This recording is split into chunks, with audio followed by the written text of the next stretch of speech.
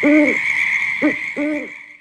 guys, welcome back to Critical Flick. Today, for our next movie in our 13 Days of Halloween, we are going to be talking about The Guest. So while this movie isn't a pure horror film, it has a lot of horror aspects in it, and it really draws from those 80s horror movies that when you really think about Halloween, and even part of the movie takes place at a Halloween dance. So I think it fits under this genre. So I don't want to give too much about the plot, because this movie is kind of a movie you have to experience, and the plot is kind of twisty and turny. Yeah. There's a little revealing to it.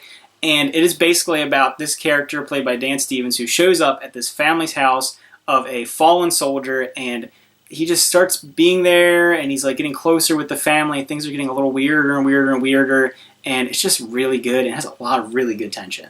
I find this movie very underrated. As well, it has a cool thriller vibe to it. It brings that nostalgia of like 90s, 80s thriller movies, and I just really enjoy this film. Yeah, especially the soundtrack, and it really does bring in that 80s. And it has all that. It's an amazing soundtrack. You ever have the chance to check out the soundtrack to The Guest and the soundtrack to like Drive? They're kind of similar, but really good.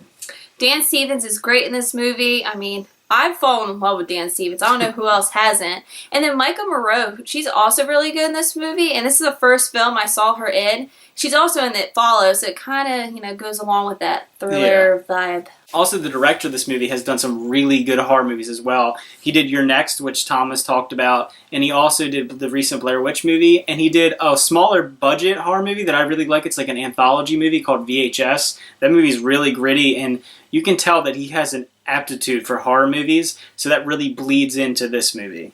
Yeah, so I would highly suggest to go check out this movie.